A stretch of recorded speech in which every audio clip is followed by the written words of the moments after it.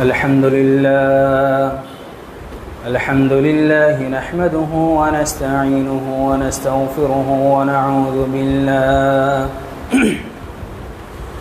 ونعوذ بالله من شرور أنفسنا ومن سيئات أعمالنا. من يهده الله فلا مضل له ومن يضلل فلا هادي له. وأشهد أن لا إله إلا الله وحده لا شريك له.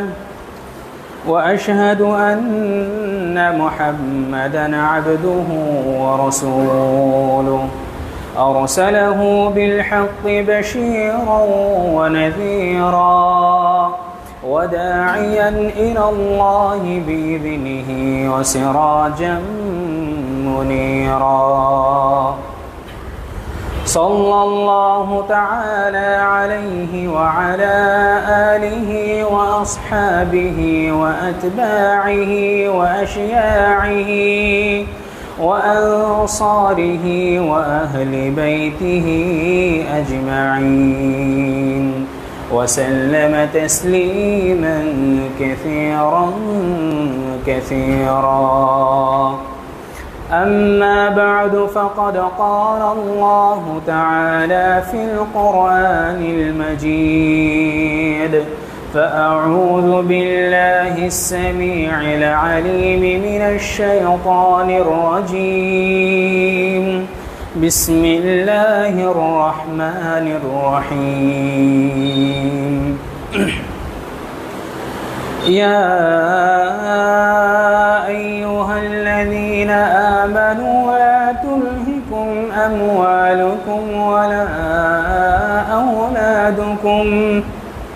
ولا أولادكم عن ذكر الله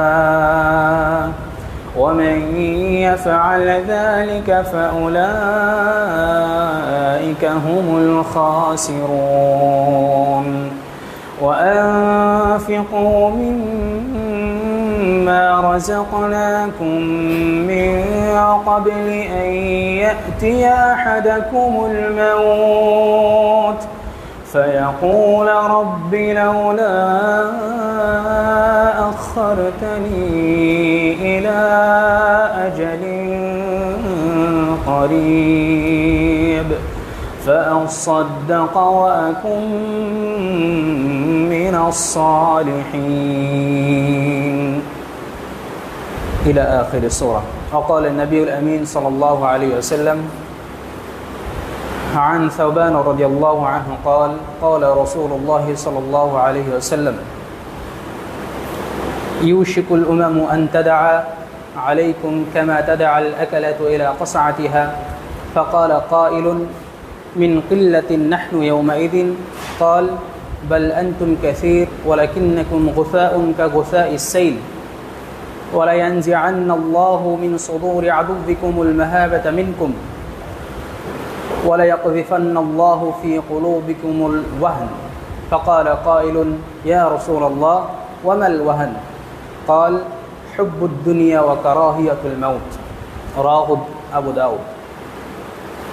আলহামদুলিল্লাহ, সমস্ত স্তুতি সমস্ত প্রশংসা সেই আল্লাহ তাআলার জন্য, যার অশেষ রহমতে আমরা পবিত্রতম একটি মাসে আমাদের একটি উৎসবের পরবর্তী সপ্তাহে আমরা মহান আল্লাহ তাআলার পবিত্র গৃহে মেহমান হিসেবে যথাসময়ে সুস্থ শরীরে উপস্থিত হতে পেরেছি। যে আল্লাহ তাআলা আমাদেরকে এই নিয়ামত মণ্ডিত করেছেন, সে মহান রব্বুল আলামিনের প্রতি অন্তরস্থল থেকে কৃতজ্ঞতা জ্ঞাপন করে আলহামদুলিল্লাহ।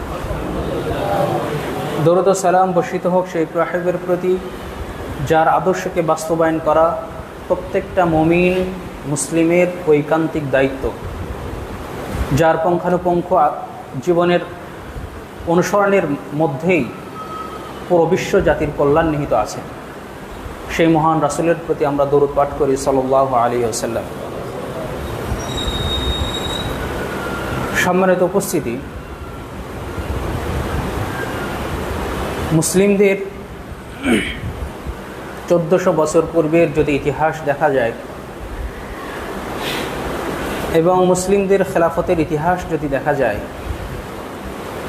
তাহলে সেই ইতিহাসের পরতে পরতে মুসলিমদের বীরত্ব, তাদের আভিজাত্য, বিশ্বব্যাপী তাদের মাথা উঁচু করে চলার নজির আমরা দেখতে পাই। অর্থাৎ একসময় মুসলিমদের সংস্কৃতি, মুসলিমদের পোশাক, মুসলিমদের আভিজাত্য সব কিছুর অনুসরণ করত অমুসলিমেরা, কারণ সারা বিশ্বে মুসলিমরা ছিল দৃষ্টান্তস্বরূপ এবং বিজয়ী শক্তি।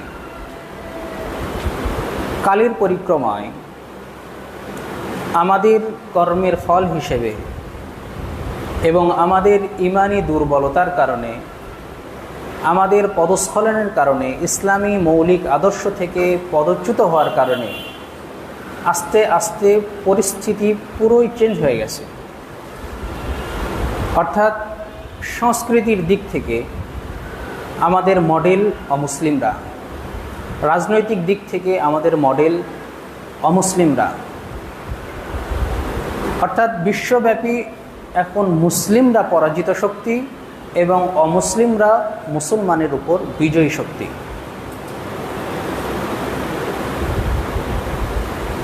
এই যে অধঃপতন, মুসলিম উম্মার যে অধঃপতন, এটা কিভাবে, কেন এবং এর থেকে প্রতিকার সম্পর্কে সংক্ষিপ্ত নাতিদীর্ঘ আলোচনা করব ইনশাআল্লাহ।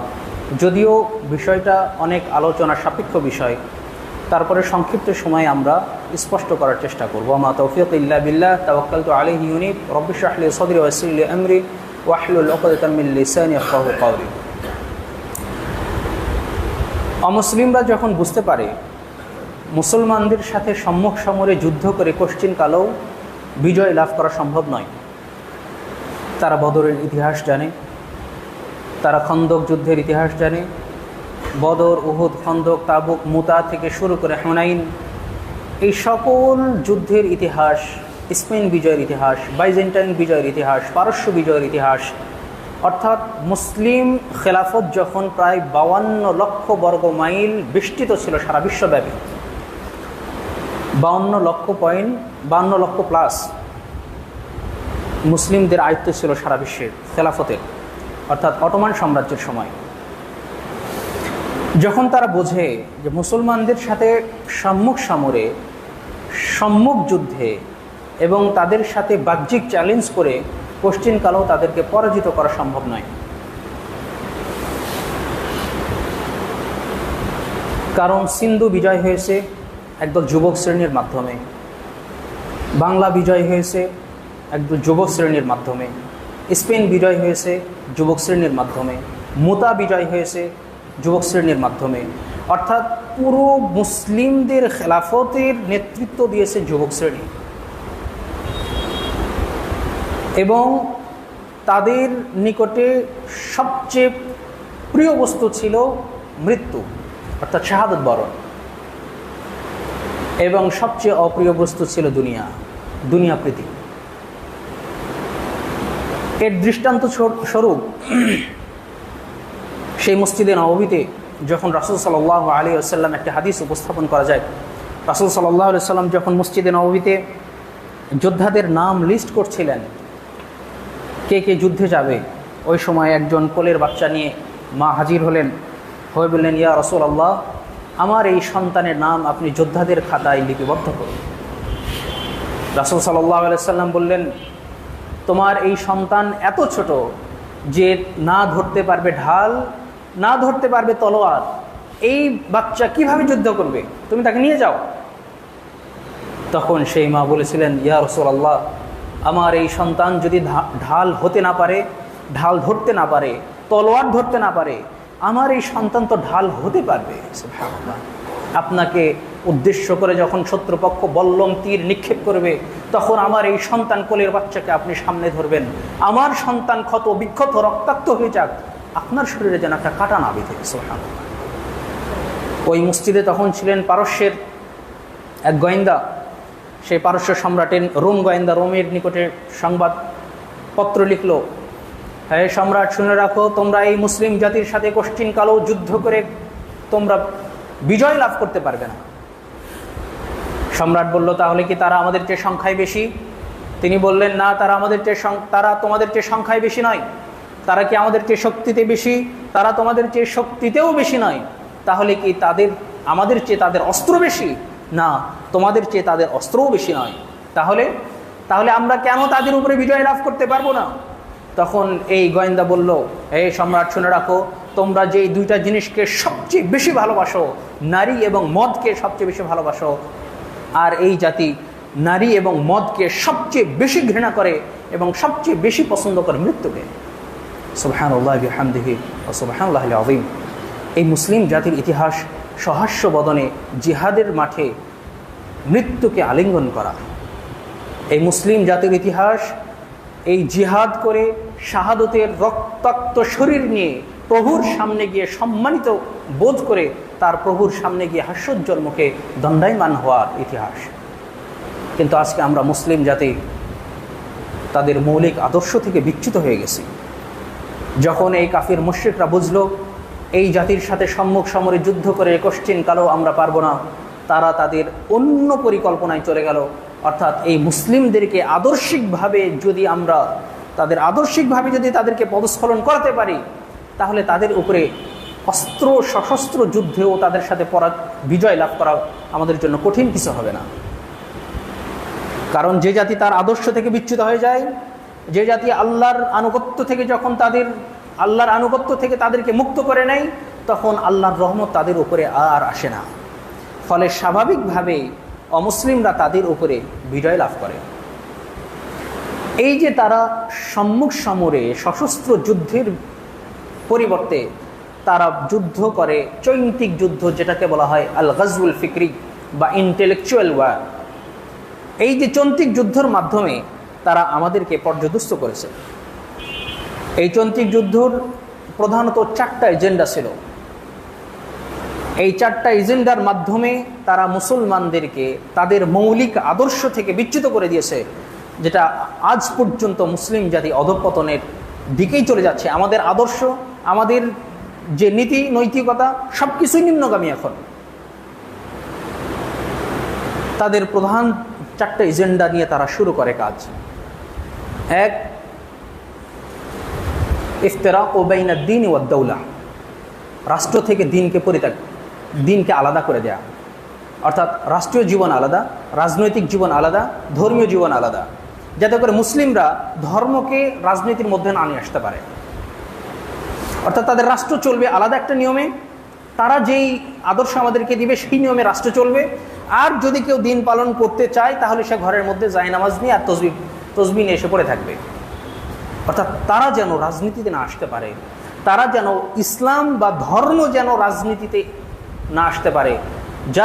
কারণ তারা জানে, যদি ইসলামী রাজনীতি মুসলমানরা করে, ইসলামী রাজনীতি যদি করে, তাহলে মুসলিমরা কোশ্চিনকালেও তাদের কাছে বিজয় লাভ করতে পারবে না। সুতরাং তাদের প্রথম টার্গেট হলো ইফতিরাকু বাইনাদ দ্বীন ওয়াদ দাওলাতি, রাষ্ট্র থেকে, রাজনীতি থেকে, রাষ্ট্র পরিচালনা থেকে ধর্মকে আলাদা করে দেয়া। এই জন্য তাদের ইনজেক্ট হলো সেকুলারিজম, ধর্মনিরপেক্ষতাবাদ,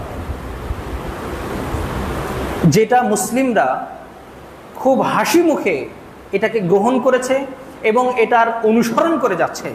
তারা নিজেরাও বুঝতে পারছে না এর ক্ষতিকর দিক আমাদের জন্য কি অপেক্ষা করছে। আমি শুধু সংক্ষেপে বলে যাচ্ছি। 2 নাম্বার, ইখতিলাতু বাইনার রিজালি ওয়ান নিসা, অর্থাৎ নারী এবং পুরুষের সংমিশ্রণ। একজন নারী, একজন পুরুষ যা করতে পারে, একজন নারীও সেটা করতে পারবে।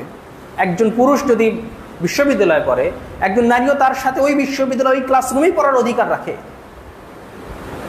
অর্থাৎ পুরুষ এবং নারীর যে সংমিশ্রণ, এটা কিন্তু আমাদের কাছে, এটা মুসলিম বা ইসলামী কোনো সংস্কৃতি নয়। এটা আমাদের কাছে ওই ইহুদি নাসারাদের থেকে আসা একটা অপসংস্কৃতি।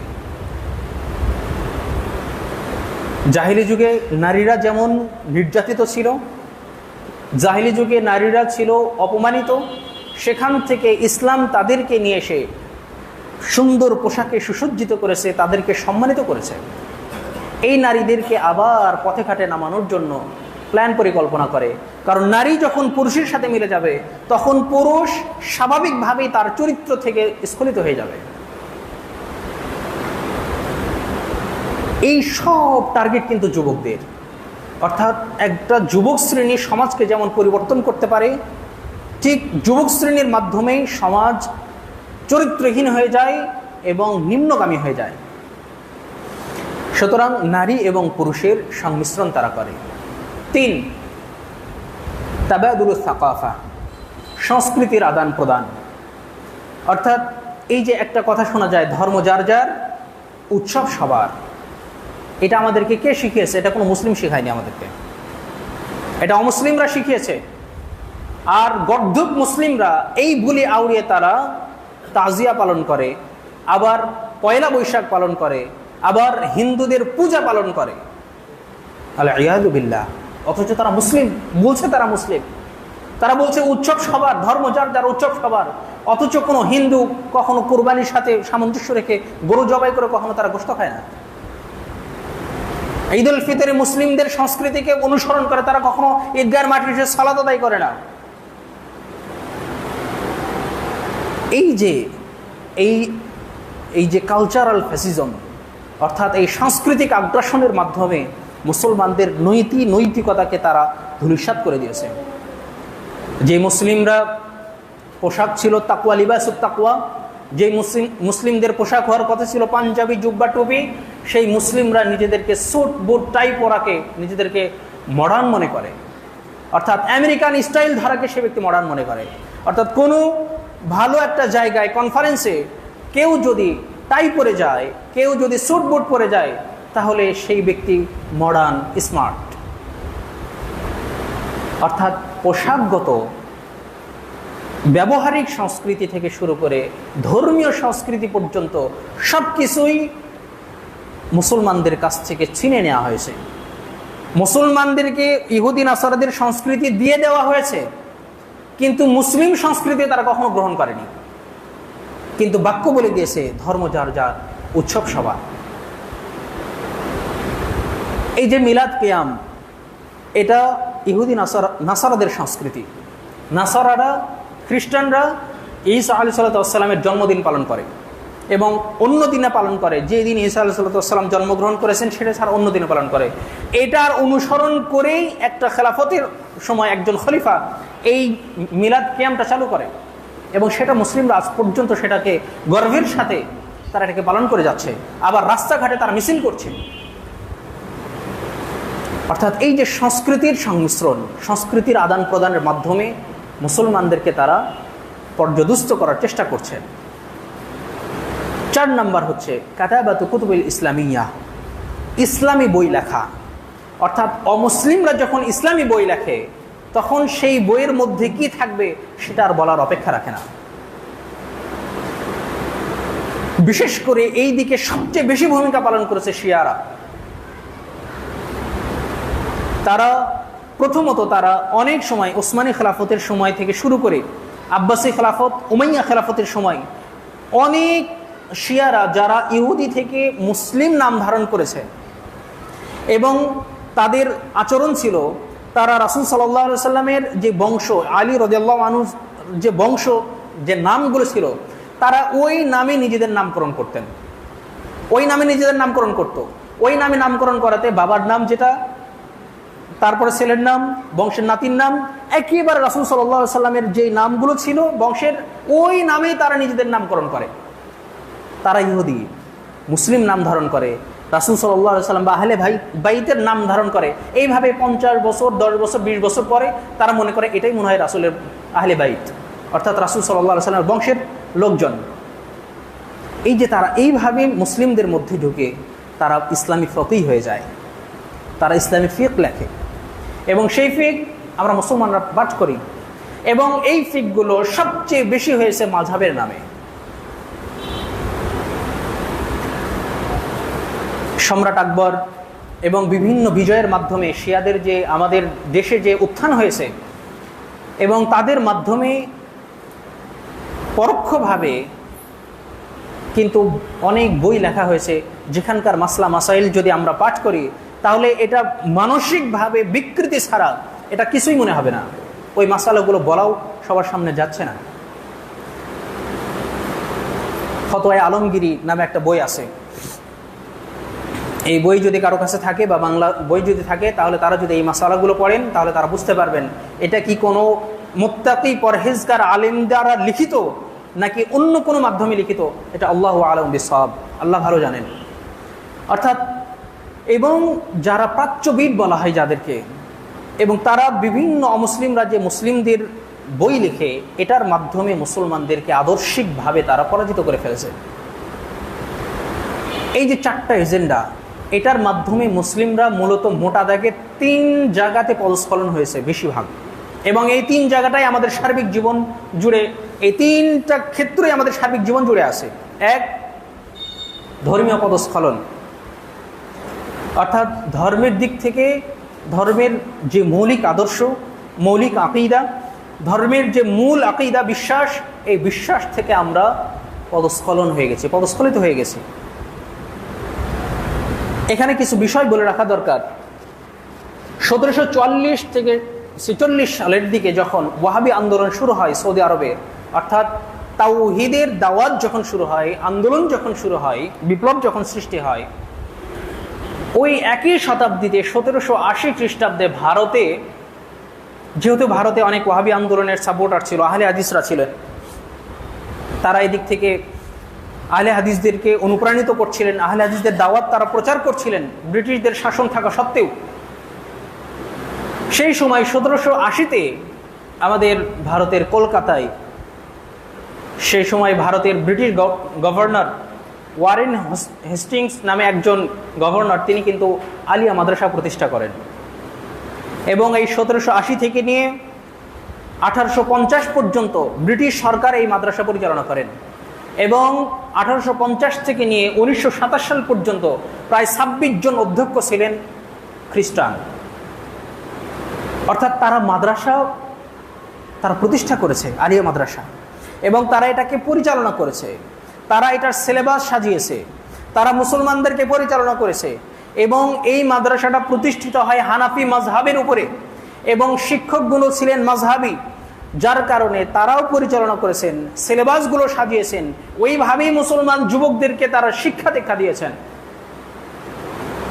মুসলিমদের বড় একটা অংশ এই মাদ্রাসার ছাত্র ছিলেন, এবং 1947 সালের দেশ ভাগের সময় এটা আমাদের ঢাকায় স্থানান্তরিত হয়, ঢাকা আলিয়া নামে। এই যে একটা বড় মাযহাবির মাধ্যমে এবং তাদের অনুসরণের মাধ্যমে যে একটা বড় মাদ্রাসা প্রতিষ্ঠা হয়েছে, ইহুদি নাসারা বা খ্রিস্টানরা যখন মাদ্রাসা প্রতিষ্ঠা করে, এটা কি খুবই ভালো লক্ষ্যে করে? ইসলামের অগ্রগতির জন্য করে? মুসলিমদেরকে মৌলিক আদর্শ শিখিয়ে তাদের বিপক্ষে যুদ্ধে নামার শিক্ষা তারা দিবে? কোশ্চিন কালো এটা তারা দিবে না। অথচ আমরা কিন্তু হানাফি ভাইদেরকে কখনোই বলি না আপনারা ইহুদি নাসারাদের দালাল, এটা আমরা কোশ্চিন কালো বলতে চাই না। আমরা কখনোই তাদেরকে মসজিদ থেকে বের করে দিতে চাই না। আমরা তারা যখন নাভির নিচে হাত বাঁধে, কখনো আমরা তাদেরকে বলি না আপনি মসজিদ থেকে বের হয়ে যান। তারা আমিন না বললে কোশ্চিন কালো আমরা তাদেরকে মসজিদ থেকে বের করে দেয় না। তাদেরকে আমরা আমাদের ভাই মনে করি, কিছু ইখতিলাফ আছে। কিন্তু যে আহলুল হাদিসগণ তাদের সারা জীবনে ব্রিটিশদের বিপক্ষে যুদ্ধ করেছে, ব্রিটিশদের সংস্কৃতির বিপক্ষে সর্বদা আপোষহীন থেকেছে, আজ পর্যন্ত যারা আছে, তাদেরকে এই মাযহাবী ভাইরাই তাদেরকে বলছেন ইহুদি নাসারাদের দালাল, আল-ইয়াযু বিল্লাহ। তারা আহলে হাদিস ভাইদেরকে তারা মসজিদ থেকে বের করে দিচ্ছেন। এই যে সামাজিক অবক্ষয় এবং ধর্মীয় পদস্খলন, এই ধর্মের আকীদার ভিত্তিতে যে মুসলমানদের মধ্যে যে একটা বিভক্তি চলে আসছে, এই আকীদাগত বিভক্তির কারণে সামাজিক বিভক্তিও চলে আসছে। তিনি রফল ইয়াদাইন করেন, তাকে মসজিদ থেকে বের করে দাও। তিনি জোরে আমিন বলেন, তাকে মসজিদ থেকে বের করে দাও। অথচ তিনি দেখলেন না এটা রাসূল সাল্লাল্লাহু আলাইহি ওয়াসাল্লামের হাদিস। এভাবেই কিন্তু যখন মাযহাবী গোরামি যখন চলে আসে, তখন কিন্তু এখানে পবিত্র কোরআন এবং সহিহ হাদিসের মূল সার নির্যাস, পবিত্র কোরআন এবং সহিহ হাদিসের যারা মৌলিক, যারা অনুসারী, তারা কিন্তু তাদের সাথে কন্ট্রাডিকশনে চলে যান। এই জন্য এই যে অধঃপতনগুলো, অধঃপতনের মৌলিক এবং মূল দুটা মেরুদণ্ড, একটা হচ্ছে জাতীয় তাকলিদ, একটা বিজাতীয় তাকলিদ। জাতীয় তাকলিদের কারণে ধর্মীয় পদস্খলন মুসলমানদের হয়েছে। শুধুমাত্র 1981 সালের জরিপে দেখা গেছে বাংলাদেশে 2,98,000 পীর। সেটা তো এখন আরো বহুত হয়ে গেছে।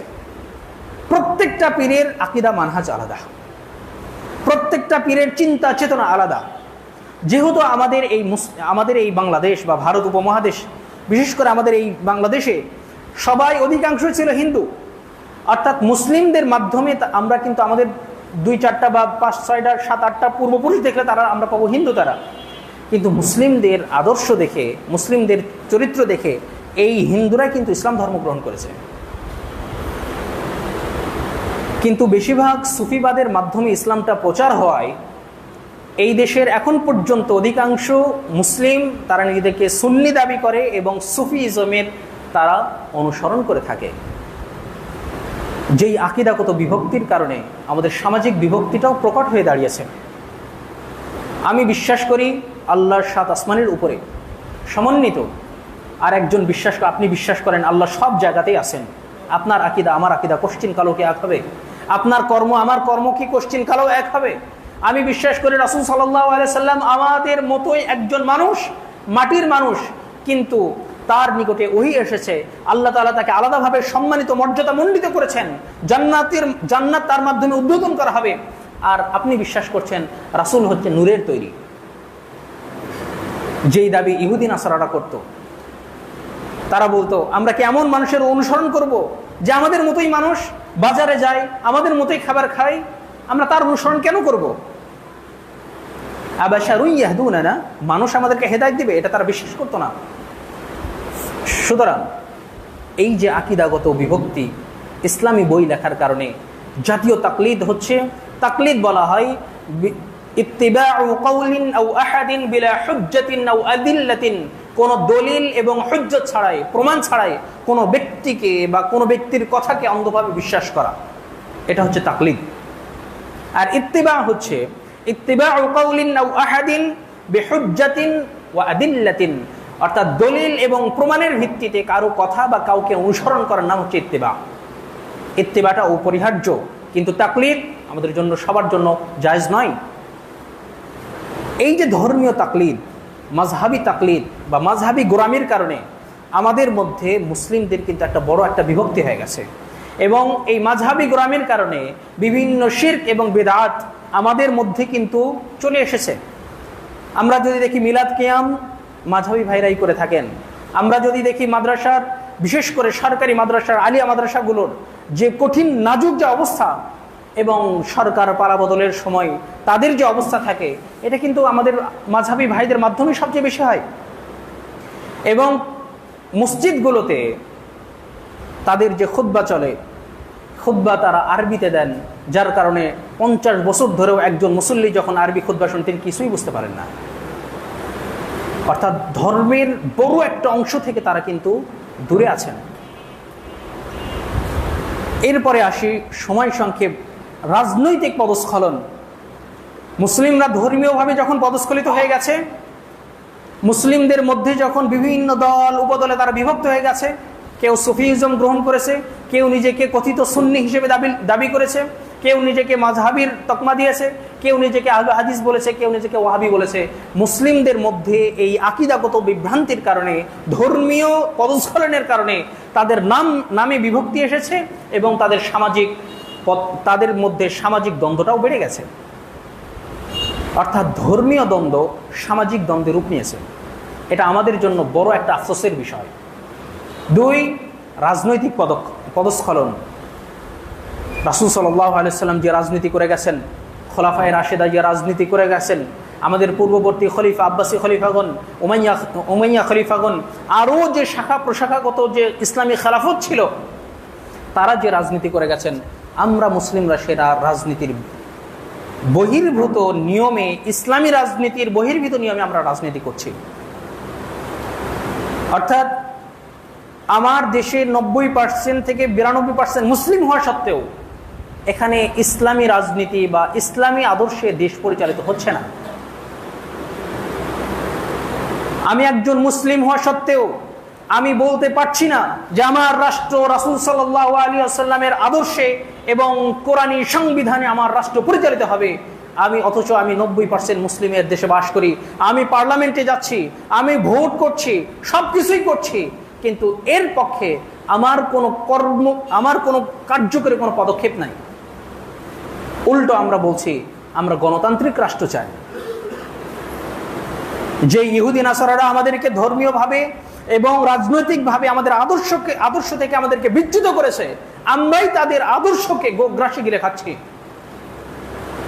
এবং রাষ্ট্র পরিচালনায় আমরা উদাহরণ দিচ্ছি আমেরিকা কিভাবে চলে, আলিয়াদু বিল্লাহ। বাহ্যিকভাবে যখন আমেরিকা ইরানকে হামলা করে, আমেরিকা যখন ফিলিস্তিনে হামলার সহযোগিতা করে, তখন আমরা আমেরিকার বিপক্ষে জোর গলায় তাদের বিপক্ষে আমরা মিছিল করি। অথচ রাজনীতির ক্ষমতার জন্য, আমেরিকাকে সন্তুষ্ট করার জন্য আমরা অনেক কথাও বলে থাকি।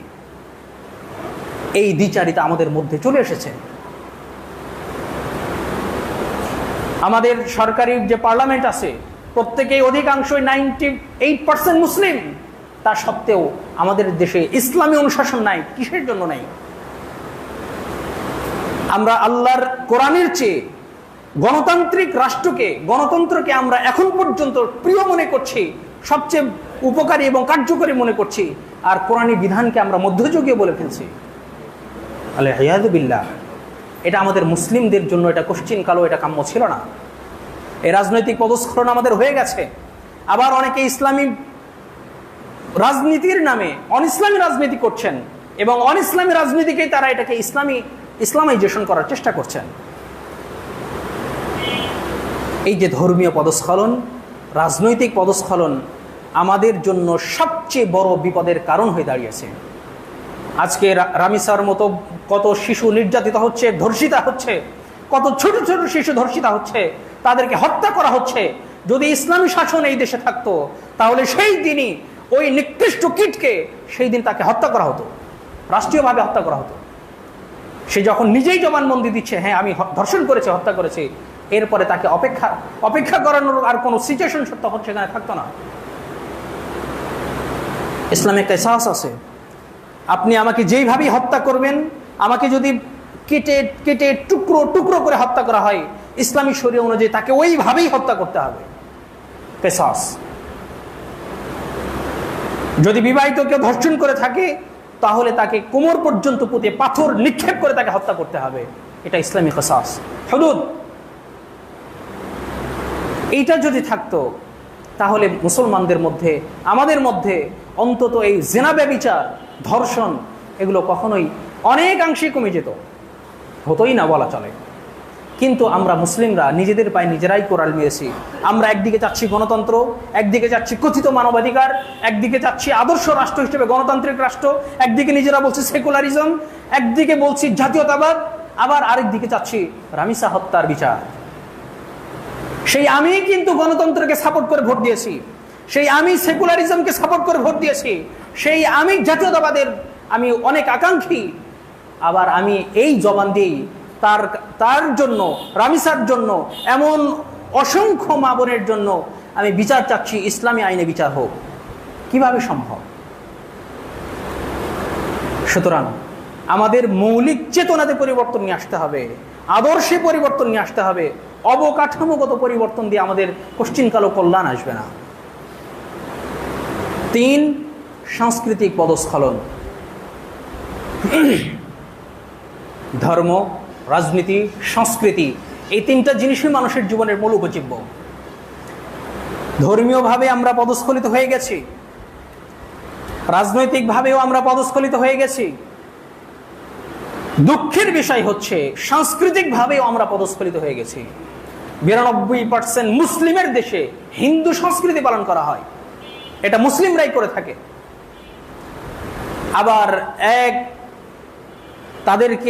তাদের পরিভাষাকে তাদেরকে আমি কি নামে ডিফাইন করবো এটা আমি খুঁজে পাচ্ছি না। এক ধরনের হুজুর আছেন, তারা এই পয়লা বৈশাখে লং মার্চ করছেন এবং বলছেন আমরা সুস্থ সংস্কৃতি ফিরে নিয়ে আসতে চাই। আলিয়াদু বিল্লাহ। ঠিক আপনার ওই ইসলামকে, যে ইসলামের নামে আপনি এই অপসংস্কৃতিকে ইসলামী সংস্কৃতির নাম দিতে চান।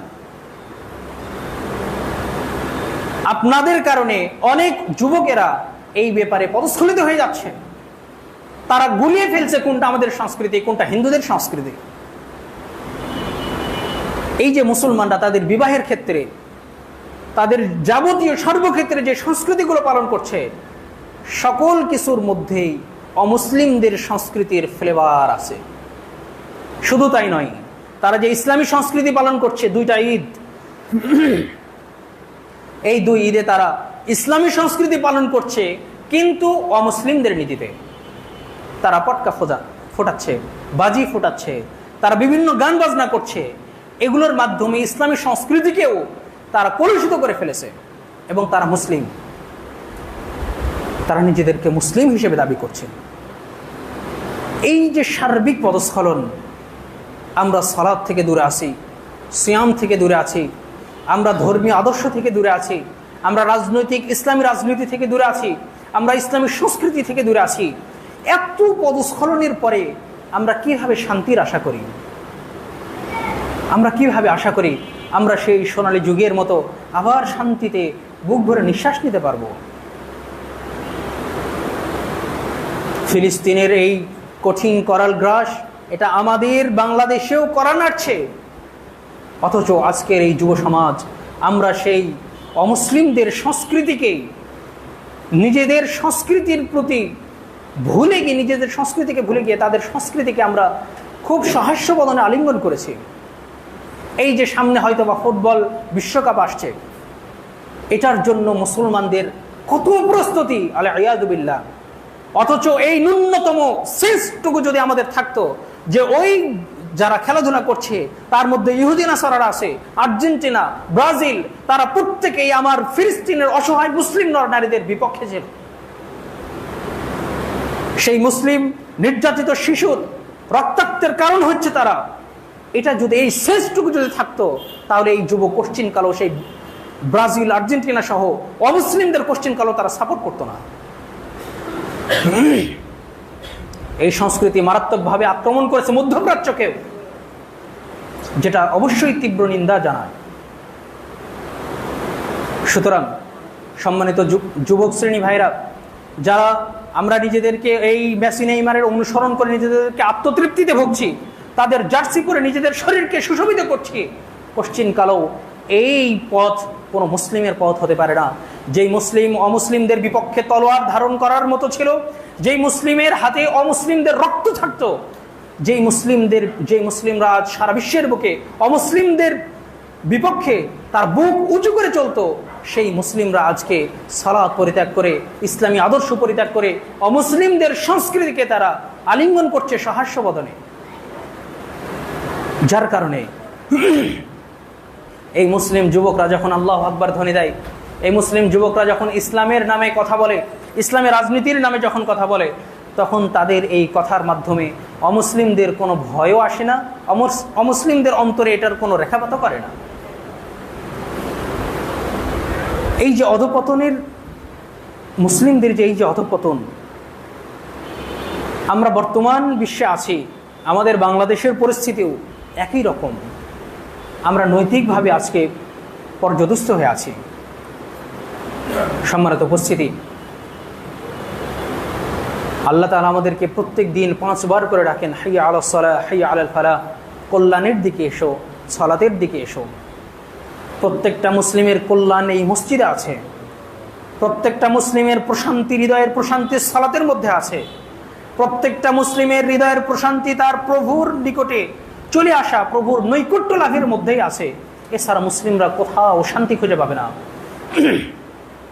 মুসলিমরা যদি তাদের আবার মৌলিক আদর্শে ফিরে না আসে, তাহলে মুসলিমরা মার খেতেই থাকবে। রাসূল সাল্লাল্লাহু আলাইহি ওয়াসাল্লামের ভবিষ্যৎবাণী ইমাম আবু দাউদ রাহিমাহুল্লাহ তার সুনান আবি দাউদে হাদিসটা নিয়ে এসেছেন।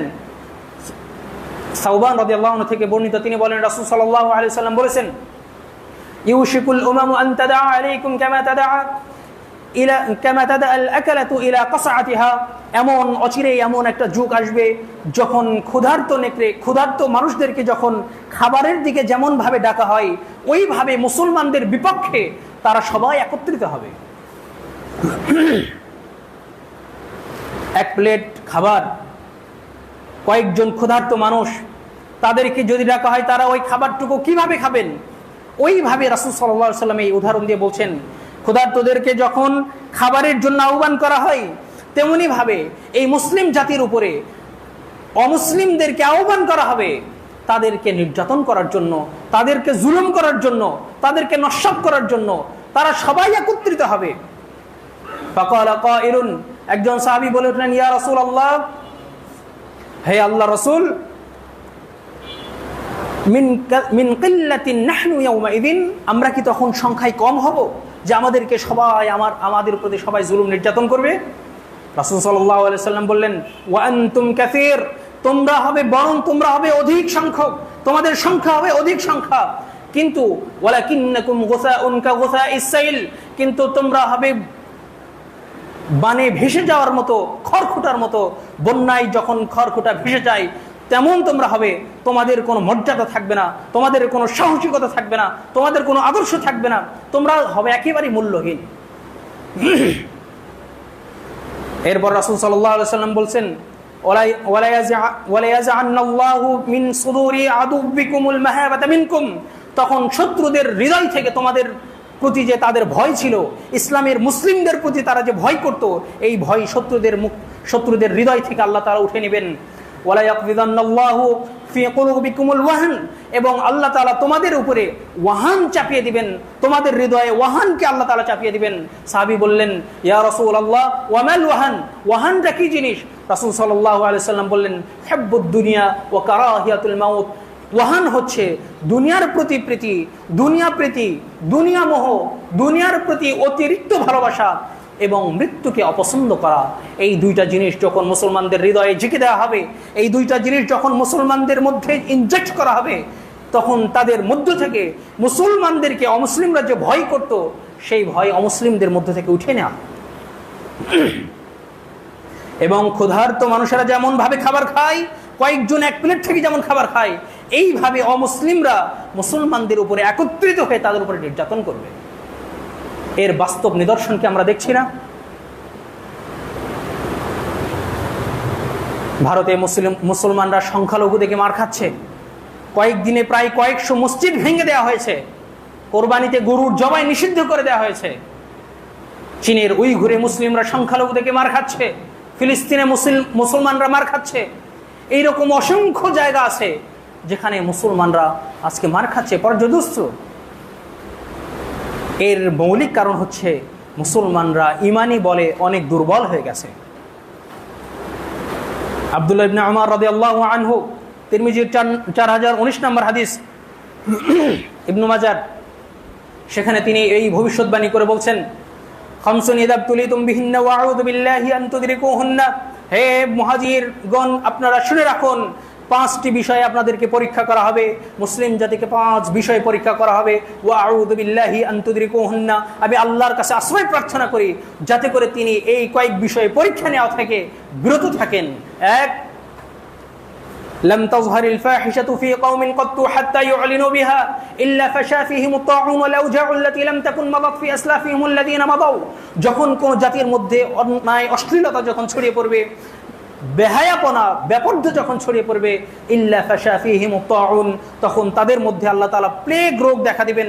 প্লেগ রোগ আল্লাহ তাআলা তাদেরকে দিবেন। ওয়াল আউজাউল্লাতী লাম তাকুন মাদাত ফি আসলাফিহিমুল্লাযীনা মাদাউ, এবং তাদেরকে এমন মহামারীতে তাদেরকে আক্রমণ করবেন যে মহামারী ইতিপূর্বে কখনোই ছিল না।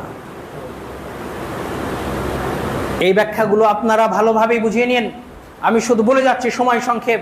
2 নম্বর, আব্দুল্লাহ ইবনে উমর রাদিয়াল্লাহু আনহু বলছেন, লাম তানকুসুল মিকাল ওয়াল মিজান, যখন কোন জনপদ, যখন কোন জাতি ব্যবসায়ের ক্ষেত্রে কারচুপি করবে, ওজনে কম দিবে, ব্যবসার ক্ষেত্রে দুর্নীতি করবে, 2 নম্বরই করবে, ইল্লা উখিযু বিসসিনিন ওয়া শিদ্দাতিল মাউনাতি ওয়া জাওরিস সুলতানি আলাইহিম, তখন তাদের মধ্যে মুদ্রাস্ফীতি দেখা দিবে, তাদের মধ্যে অভাব অনটন দেখা দিবে, দুর্ভিক্ষ দেখা দিবে, ওয়া জাওরিস সুলতানি আলাইহিম, এবং তাদের উপরে রাষ্ট্রকে চড়াও করে দেওয়া হবে, কঠিন করে দেওয়া হবে, রাষ্ট্রীয় জুলুম তাদের উপরে আসবে। আমাদের বাংলাদেশের ব্যবসায়ীদের কথা নাই বললাম। মুসলিম মানুষ যখন খেতে পারছে না, মানুষ যখন তেল সংকটে ভুগছে, তখন এই মুসলিম ব্যবসায়ীরাই তেলের দাম বাড়িয়ে নেওয়ার জন্য তারা তেলকে মজুত করেছে। আজকেই যদি বলে দেওয়া হয় তেল সংকট পড়ে যাবে, এখনো 1 মাসের মজুদ আছে, সেই মজুদ 2 দিনে শেষ হয়ে যাবে। অর্থাৎ আমরা ছোট্ট ছোট্ট বিষয়ে আমাদের ব্যক্তি জীবনে নৈতিক নই, আমরা পুরো মুসলিম কমিউনিটিটা বাংলাদেশের অধিকাংশ চোর বাটপারে ভরা, আর এই চোর বাটপার থেকেই যাচ্ছে রাষ্ট্র ক্ষমতায়। আমরা তাহলে তাদের নীতি নৈতিকতা কিভাবে আশা করি? আমি ব্যক্তিগতভাবে 200 টাকার লোভ সামলাতে পারছি না, দুধের মধ্যে পানি মিশাল দিচ্ছি, দুধের মধ্যে পানি মিশ্রিত করছি, ফলে ফরমালিন দিচ্ছি, বিভিন্ন ব্যবসায়িক ক্ষেত্রে কারচুপি করছি, আমাকে কি রাষ্ট্র বাধ্য করেছে? অথচ আমি আবার কোন মন্ত্রী কত হাজার কোটি টাকা মেরে খেয়েছে এটা জোর গলায় বলছি। আমার মতো ব্যক্তি ওখানে গেলে আমিও ওই রকমই হয়ে যেতাম। সুতরাং যারা দুর্নীতির বিপক্ষে সোচ্চার আছেন তারাও দুর্নীতিবাজ। আমাদের দেশটা ভরে গেছে চোর বাটপারে, আর এই চোর বাটপারের মধ্যেই নির্বাচন হচ্ছে, এদের মধ্য থেকেই কেউ সাংসদ হচ্ছেন, আবার আমরা তাদের বিপক্ষেই আমরা মিছিল দিচ্ছি। যদি ব্যক্তিগতভাবে নৈতিক আমরা না হতে পারি, রাষ্ট্রীয়ভাবে নৈতিক আমরা কখনোই হতে পারবো না। আমি আজ 2 টাকার লোভ সামলাতে পারছি না, 10 টাকার লোভ সামলাতে পারছি না, আমি ওই রাষ্ট্র ক্ষমতায় গেলে কোটি টাকার লোভ আমিও সামাল দিতে পারতাম না। সুতরাং শুধু সমালোচনা করে নিজেদেরকে কখনোই উন্নতির শিখরে পৌঁছানো সম্ভব নয়, যদি না নিজেদের মধ্যে নৈতিক পরিবর্তন আসে। এরপর আব্দুল্লাহ ইবনে উমর রাদিয়াল্লাহু আনহু বলছেন, লাম তানকুসুল মিকাল ওয়াল মিজান লাম তামনাউল যাকাত আমওয়ালিহিম ইল্লা মুনিউল কত ওয়ালাউলাল বাহাইম লাম ইউমতারু। যখন কোন জাতি যাকাত দেওয়া থেকে বিরত থাকবে, তখন তাদের মধ্যে আল্লাহ তাআলা বৃষ্টি দেওয়া থেকে বঞ্চিত করবেন, তাদের মধ্যে আল্লাহ বৃষ্টি বন্ধ করে দিবেন। ওয়ালাউলাল বাহাইম লাম ইউমতারু, যদি এই পৃথিবীতে গাছপালা, পশু প্রাণী, পাখি যদি না থাকতো, আল্লাহ তাআলা কখনোই সেই জমিনে বৃষ্টি দিতেন না। 4 নম্বর, لم تنقضوا عهد الله وعهد رسوله صلى الله عليه وسلم إلا سلط عليهم عدوا من غيرهم فأخذوا بعض ما في أيديهم।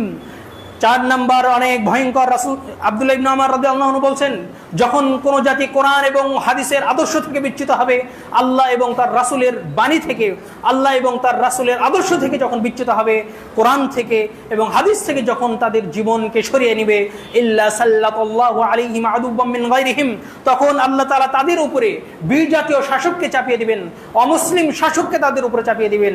ফাআখাযু বা'দা মা ফি আইদিহিম, সুতরাং এই মুসলিমদের কাছে যা ছিল তারা তাদের উপরে নির্যাতন করে তাদের সম্পদগুলো তারা নিয়ে নেবে, তাদের উপরে তারা নির্যাতন করবে, যার বাস্তব এবং প্রত্যক্ষ প্রমাণ আমরা নিজেরাই সাক্ষী, আমরা নিজেরাই দেখছি।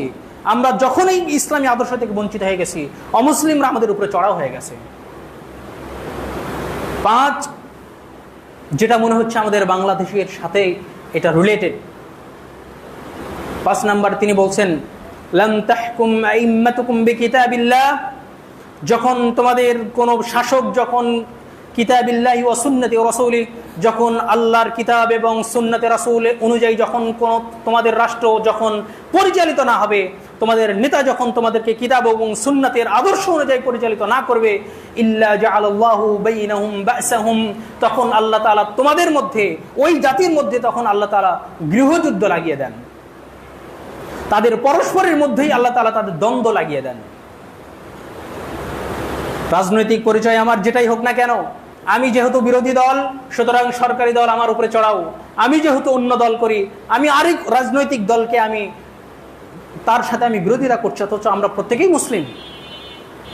এই গণতন্ত্রের জন্য মুসলিমের রক্ত আমার জন্য কোশ্চিন কালো যায় ছিল না। এই রাষ্ট্রীয় দর্শনের কারণে একজন মুসলিম ভাই আরেকজন মুসলিম ভাইয়ের রক্ত ঝরানো কোশ্চিন কালো, এটা আমার জন্য বৈধ ছিল না, এটা সর্বসময় সেটা হারাম। কিন্তু আমি বিএনপি করি তাই আওয়ামী লীগের রক্ত আমার জন্য হালাল, আমি জামাত করি তাই বিএনপির রক্ত আমার জন্য হালাল, আমি আওয়ামী লীগ করি তাই বিএনপির কাছে আওয়ামী লীগের রক্ত হালাল। একটু রাজনৈতিক দলকে ইন্ডিকেট করেই বললাম বোঝার জন্য। এই যে রাজনৈতিক একটা দ্বন্দ্ব, এবং এই দ্বন্দ্বটা শুধু ইসলামের জন্য নয়, এই দ্বন্দ্বটা কোশ্চিন কালো ইসলামের জন্য নয়, এই দ্বন্দ্ব হচ্ছে পাশ্চাত্যপন্থী রেনেসা এবং পাশ্চাত্যপন্থী এই পাশ্চাত্য ধর্মী রাষ্ট্রীয় দর্শনের কারণে মুসলমানরা আজকে বিভক্ত।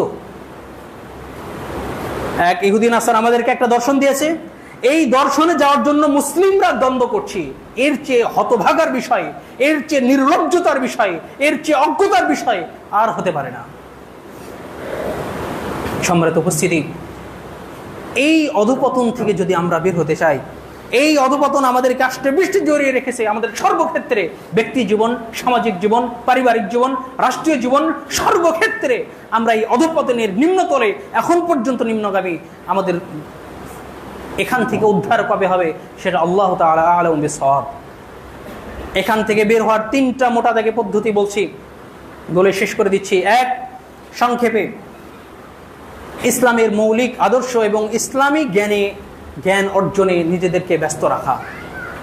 ইসলামী জ্ঞান যদি আমার না থাকে, আল্লাহ সম্পর্কে আমার যদি ধারণা না থাকে, রাসূল সাল্লাল্লাহু আলাইহি সাল্লাম সম্পর্কে যদি আমার ধারণা না থাকে, মুসলিমদের ইতিহাস সম্পর্কে যদি আমার জ্ঞান না থাকে, মুসলিমদের শত্রুকে, সারা জীবন মুসলমানদেরকে সবচেয়ে ক্ষতি করেছে কারা, এই জ্ঞান যদি আমার না থাকে, তাহলে আমি নৈতিকভাবেও পর্যদস্ত হব, সাংস্কৃতিকভাবেও আমি পর্যদস্ত হব। আমি আমার অবচেতন মনেই, আমার জ্ঞানহীনতার কারণেই আমি হিন্দু এবং খ্রিস্টানি সংস্কৃতিকে, ইহুদি নাসারাদের সংস্কৃতি, শিয়াদের সংস্কৃতিকে আমি ইসলামী সংস্কৃতি ভেবে আমি সেই সংস্কৃতি পালনে ব্যস্ত থাকব। সুতরাং সঠিক আকীদা, বিশ্বাস এবং ইসলামের মৌলিক জ্ঞান এটা প্রত্যেক ব্যক্তির জন্য অপরিহার্য। এই জন্য রাসূল সাল্লাল্লাহু আলাইহি ওয়াসাল্লাম বলেছেন, তালাবুল ইলমি ফারিয়াদাতুন আলা কুল্লি মুসলিম। দ্বীনি জ্ঞান অর্জন করা, যতটুকু জ্ঞান অর্জন করলে ওই ব্যক্তি হালাল হারাম বুঝতে পারে, যতটুকু যেই জিনিসগুলো আমাদের উপরে ফরজ, ওই ফরজ বিধান সম্পর্কে জ্ঞান অর্জন করাও ফরজ। ইমাম ইবনে তাইমিয়া রাহিমাহুল্লাহ এই জন্য বলেছেন, ইসলামী জ্ঞান অর্জন করা প্রত্যেক মুসলমানের জন্যই ফরজ। 2, আখলাক, নৈতিক চরিত্র। আমরা ভালো চরিত্র বলতে বুঝি ভালোভাবে কারোর সাথে একটু হাসি মুখে কথা বলা, কারোর সাথে একটু ভালো আচরণ করা, এটাই মনে হয় শুধু উত্তম চরিত্রের দৃষ্টান্ত, কোশ্চিন কালো নয়। উত্তম চরিত্র 3 ভাবে হতে হয়। হুসনুল খুলুকি মা আল্লাহ, আল্লাহর সাথে উত্তম চরিত্র। আল্লাহ আমাকে দেখছেন, তিনি আমার সব কর্মযোগ্যতা, আমার সব কিছুই তিনি পর্যবেক্ষণ করছেন। আমি গোপনে কি করছি, প্রকাশ্যে কি করছি, সব কিছুই আল্লাহ আমাকে দেখছেন। তিনি এক এবং সকল ইবাদত একমাত্র তার জন্যই হবে, তার সাথে কোনো শরীক করা চলবে না। এটা হচ্ছে হুসনুল খুলুকি মা আল্লাহ, আল্লাহর সাথে উত্তম চরিত্র। 2, হুসনুল খুলুকি মা রাসূলিল্লাহ সাল্লাল্লাহু আলাইহি ওয়াসাল্লাম, রাসূল সাল্লাল্লাহু আলাইহি ওয়াসাল্লামের সাথে উত্তম চরিত্র হচ্ছে যাবতীয় বিদআত এবং কুসংস্কার থেকে, ধর্মীয় এবং সামাজিক যাবতীয় কুসংস্কার থেকে দূরে থাকা এবং বিদআত মুক্ত আমল করা। রাসূল সাল্লাল্লাহু আলাইহি ওয়াসাল্লাম যতটুকু দিয়েছেন, যতটুকু বলেছেন, ততটুকুর মধ্যেই সীমাবদ্ধ থাকা, এটা হচ্ছে রাসূলের সাথে উত্তম চরিত্র। ওয়া হুসনুল খুলুকি মা আন-নাস, এবং মানুষের সাথে উত্তম চরিত্র হচ্ছে আল মুসলিমু মান সালিম আল মুসলিমুনা মিন লিসানিহি ওয়া ইয়াদিহি। একজন মুসলিম অপর মুসলিমের জবান থেকে, হাত থেকে, ক্ষমতা থেকে, প্রতিপত্তি থেকে, সবকিছু থেকে নিরাপদ থাকবে। এটা হচ্ছে মুসলমানের সাথে মুসলমানের চরিত্র, মানুষের সাথে মানুষের চরিত্র। এই সমন্বিত আখলাক আমাদের প্রয়োজন। বিভিন্ন জিনা, ব্যভিচার, মুসলমানদের নিকটে সবচেয়ে ঘৃণার বস্তু হওয়ার কথা ছিল নারী এবং দুনিয়া। মুসলমানদের নিকটে সবচেয়ে ঘৃণার বস্তু হওয়ার কথা ছিল মদ এবং নারী। সেই মুসলমানরা আজকে, মুসলিম যুবকরা, আমরা ফোনের মাধ্যমে, যে কোনো মাধ্যমে মুসলিম যুবকদের সবচেয়ে অধঃপতনটা বেশি হয়েছে আমাদের নারীর কারণে। এটাই আমাদের কাছে সবচেয়ে প্রিয় করে দেওয়া হয়েছে। এবং 3 নাম্বার হচ্ছে, এই অধঃপতন থেকে উত্তরণের উপায় হচ্ছে, এবং সবচেয়ে গুরুত্বপূর্ণ উপায় হচ্ছে ঐক্যবদ্ধ থাকা। ঐক্যবদ্ধ 2 ভাবে হয়, আকীদা মানহাজগত ঐক্য, সামাজিক ঐক্য। আমরা আহলুল হাদিসরা অনেকে আছি যারা আকীদা মানহাজগতভাবে আমাদের আকীদাও এক, মানহাজও এক, কিন্তু আমরা বিচ্ছিন্ন। অর্থাৎ আমাদের আকীদাগত ঐক্য আছে কিন্তু সামাজিক ঐক্য নাই। কারণ সামাজিক ঐক্যের জন্য নেতা প্রয়োজন হয়। আমরা কেউ কারো অনুসরণ করতে বা কারো নেতৃত্ব মেনে নিতে আমরা রাজি নই। আমরা কেউ বিদেশে পড়ে এসেছি, আমরা আর বাঙালি কারো নেতৃত্ব মেনে নিতে চাই না। কেউ একজন উচ্চশিক্ষিত হয়েছেন, বড় আলেম হয়েছেন, তিনি আর কারো নেতৃত্ব মেনে নিতে চান না। তিনি একাই 100, তিনি একাই এমনভাবে ফিকহি মাসালাগুলোর ফতোয়া দেন যেন তিনি ফকিহ মুতলাক, তার বাইরে আর কোনো বিশুদ্ধ কোনো মাসআলা হতে পারে না। যার কারণে মুসলিম যুবকেরা বিভ্রান্ত হয়ে আছে। একজনের এই জন্য ফতোয়া বোর্ড থাকা আবশ্যক। সম্মিলিত যেই ওলামায়ে কেরাম আছেন, তারা একটা বোর্ড বসে একটা ফতোয়াকে তারা প্রতিষ্ঠিত করবেন। এইভাবে যদি হয় তাহলে মুসলিমরা ধর্মীয় ফিকহি দিক থেকে তারা ঐক্যবদ্ধ হওয়ার সুযোগ পেত।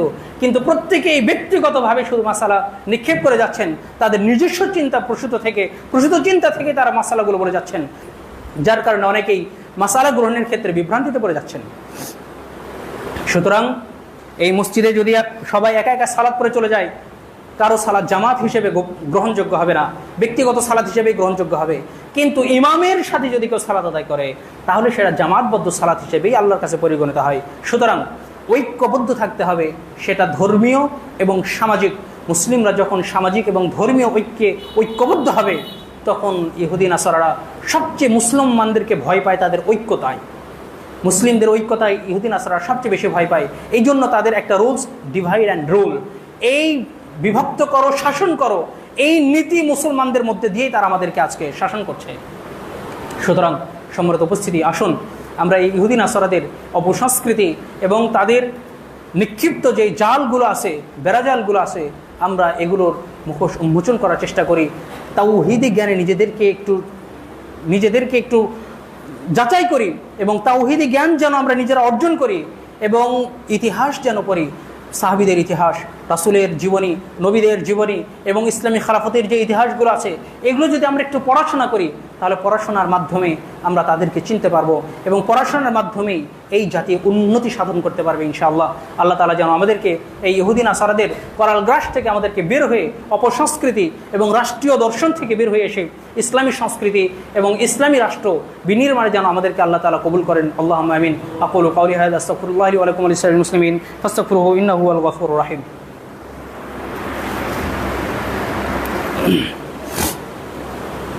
الحمد لله نحمده ونستعينه ونستغفره ونعوذ بالله من شرور أنفسنا ومن سيئات أعمالنا، من يهده الله فلا مضل له ومن يضلل فلا هادي له، وأشهد أن لا إله إلا الله وحده لا شريك له، وأشهد أن محمدا عبده ورسوله.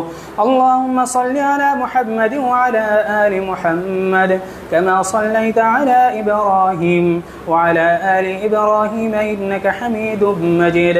اللهم بارك على محمد وعلى آل محمد كما باركت على إبراهيم وعلى آل إبراهيم إنك حميد مجيد.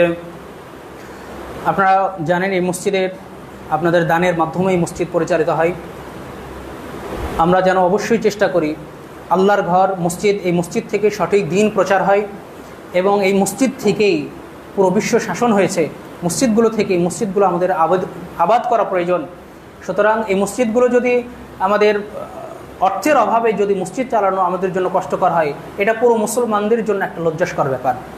সুতরাং আমাদের যে এই মসজিদের আগে দাতা যারা ছিলেন তারা অনেকাংশে কমে গেছেন। আপনারা যারা দাতা হতে চান নিয়মিতভাবে এবং এককালীনভাবে, তারা অবশ্যই মসজিদকে সহযোগিতা করবেন, এবং মসজিদ যেন উত্তমভাবে পরিচালনা করা যায়, এই জন্য যেন আমরা অবশ্যই মসজিদের সাথে থাকি। আল্লাহ তাআলা যেন আমাদেরকে কবুল করেন। আল্লাহুম্মা আমিন। আমাদের মসজিদের একজন মুসল্লি, সম্মানিত মুসল্লি, তার নাতির ছোট বাচ্চার হার্টের সমস্যা হয়েছে, তিনি আমাদের কাছে দোয়া চেয়েছেন। আল্লাহ তাআলা তাকে যেন শিফা আজিলা কামিলা দান করেন। লা বাসা তাহুরুন ইনশাআল্লাহ। আযহিবিল বাসা রাব্বান নাস ওয়াশফি আনতা শাফি লা শিফা ইল্লা শিফাউকা শিফাআন লা ইউগাদিরু সাকামা। ইবাদাল্লাহ রাহিমাকুমুল্লাহ, ইন্নাল্লাহা ইয়া'মুরু বিল 'আদলি ওয়াল ইহসান ওয়া ইতা'i যিল কুরবা ওয়া ইয়ানহা 'আনিল ফাহশাই ওয়াল মুনকার ওয়াল বাগyi ইয়া'iদুকুম লা'আল্লাকুম তাযাক্কারুন ফাযকুরুনি আযকুরুকুম ওয়াশকুরু লি ওয়া লা তাকফুরুন।